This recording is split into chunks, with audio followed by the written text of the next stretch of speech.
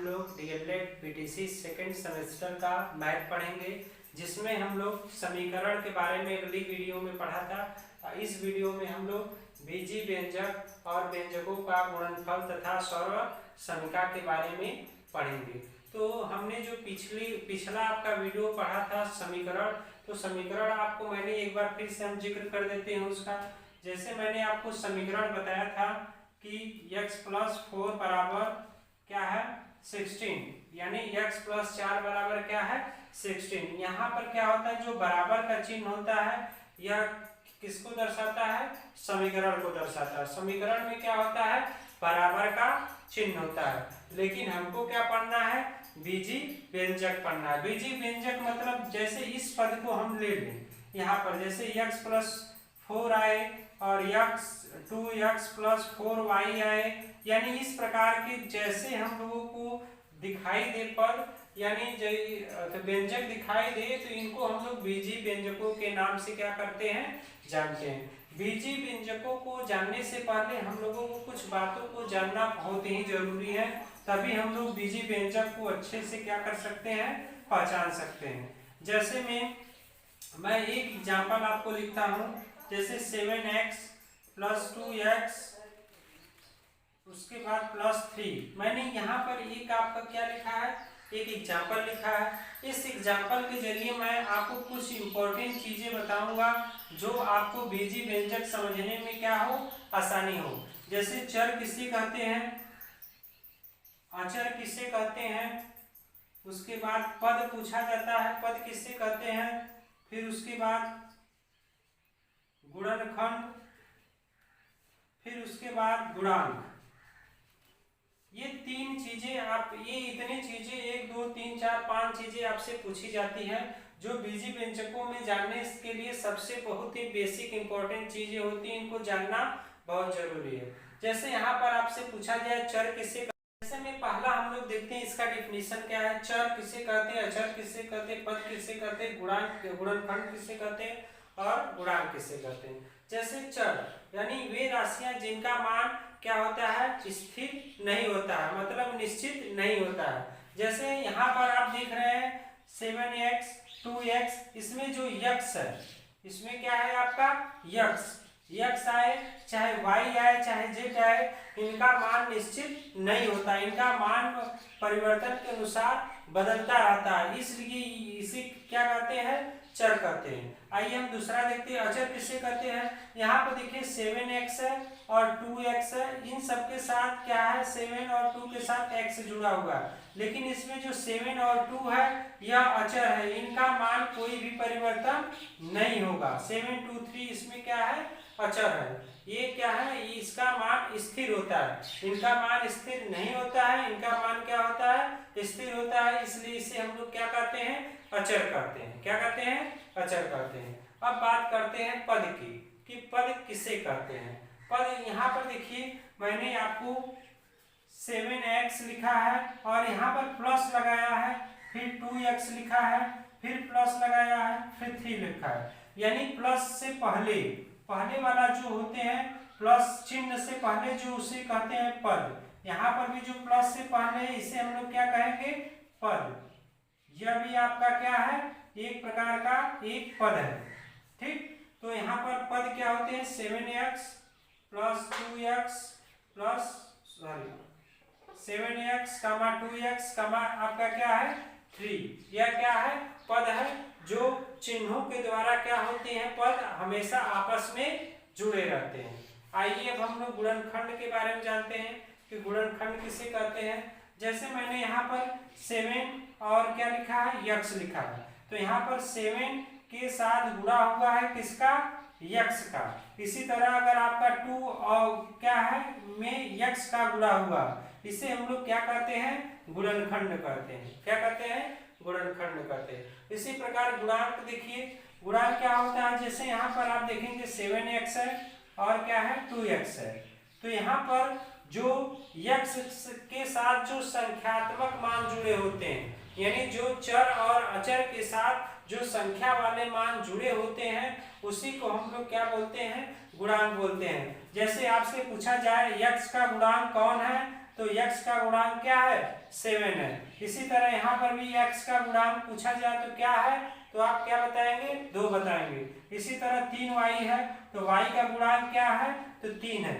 यानी जो संख्यात्मक मान होता है उसी को हम लोग क्या बोलते हैं, गुणांक बोलते हैं। यानी आपको यह समझ में आया होगा कि चर किसे कहते हैं, अचर किसे कहते हैं, पद किसे कहते हैं, गुणनखंड किसे कहते हैं, गुणांक किसे कहते हैं। आइए एक बार फिर से हम लोग देख लेते हैं। मैंने आपको यहाँ पर कुछ एग्जाम्पल लिखा है। एग्जाम्पल के जरिए मैंने बताया कि चर किसे कहते हैं, जिनका मान स्थिर नहीं होता है उन्हें चर कहते हैं। जैसे में x y z ये सब क्या है आपके अचर कहलाते हैं। इसी तरह अचर कहलाते हैं। आगे अचर क्या होते हैं, जिनका मान स्थिर होता है। जैसे 2 7 3 इनका मान क्या है, स्थिर है, तो ये क्या कहलाएंगे आपके अचर कहलाएंगे।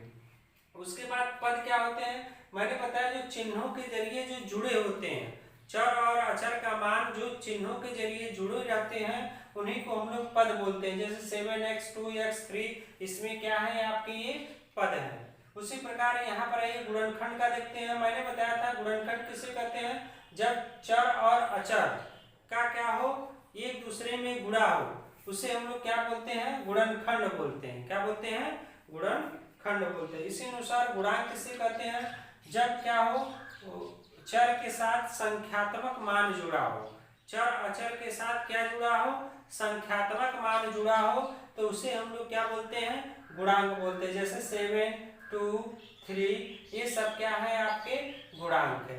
आइए अब हम लोग दूसरा समान पद तथा असमान पद के बारे में जानते हैं।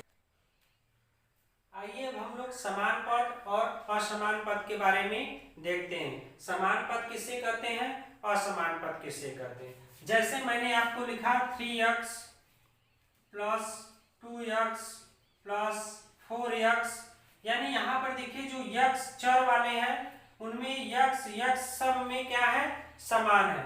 तो इस प्रकार के पदों को हम लोग क्या बोलते हैं, समान पद बोलते हैं। जैसे मैंने यहाँ पर लिख दिया 3xy plus 4xy plus 5xy, तो यह क्या कहलाते हैं, आपके समान पद कहलाते हैं। क्या कहलाते हैं, समान पद। असमान पद क्या होते हैं, जैसे मैंने यहाँ पर लिख दिया 5x प्लस 2xy, तो यहाँ पर देखिए x है, यहाँ पर xy है, ये पद क्या है, असमान है। इसी तरह हमने क्या लिया 2x प्लस 3z, तो यहाँ पर x और z क्या होते हैं, अलग अलग है, तो इसलिए हम लोग कह सकते हैं क्या है, असमान पद है।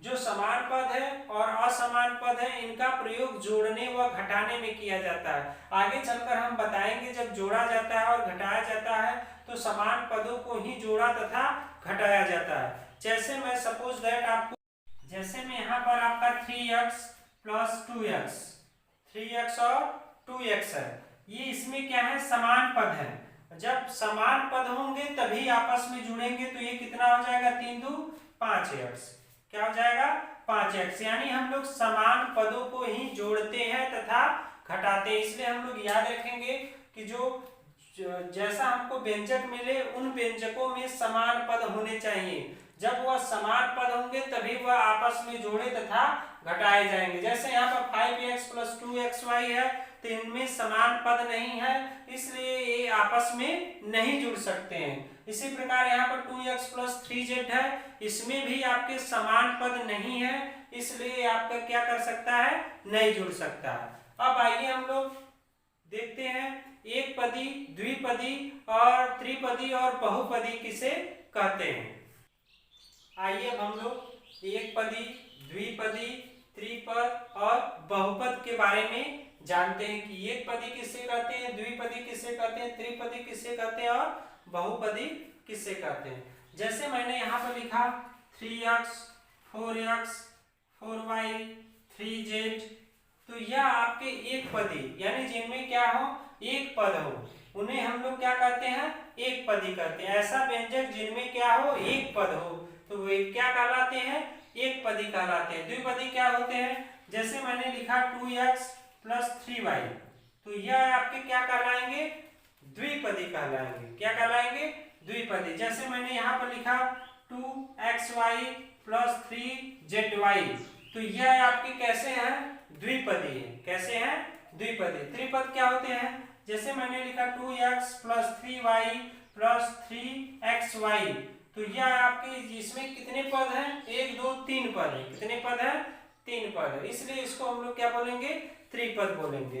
बहुपद क्या होते हैं? जिसमें क्या होते हैं? 3 से अधिक पद पाए जाते हैं, जैसे 2x + 4x + 3y + 7, तो इसमें क्या है? 3 से अधिक पद पाए जा रहे हैं, तो इस प्रकार के पदों को हम लोग क्या बोलेंगे?